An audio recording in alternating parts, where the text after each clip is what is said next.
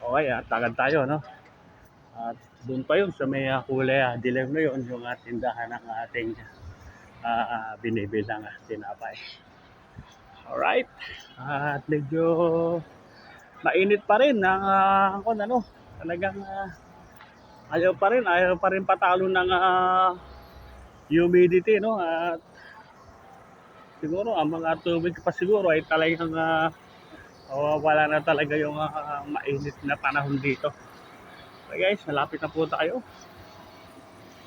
Ito yung kadiwa, no, sa lahat ng mga dating taga rito.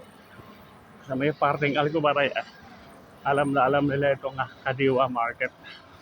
At ayun, ang past street ko, no, ayun, kita nyo yan, yung may umiilaw-ilaw na yan. O, di ba?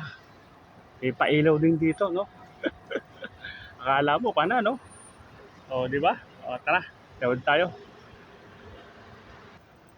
Eto, pasukan na natin si Idol, yan, no? Naghihintay sa akin. Hello, shoutout, Idol. Ayun, at dito pa rin tayo sa pandesal ni Idol. Alin ang bago, bro? Parang walang bagong ka na, bagong... Nabigyan namin pero bago. Okay.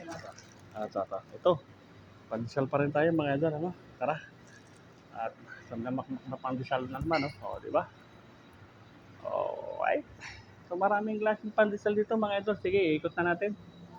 Ito, oh, di ba?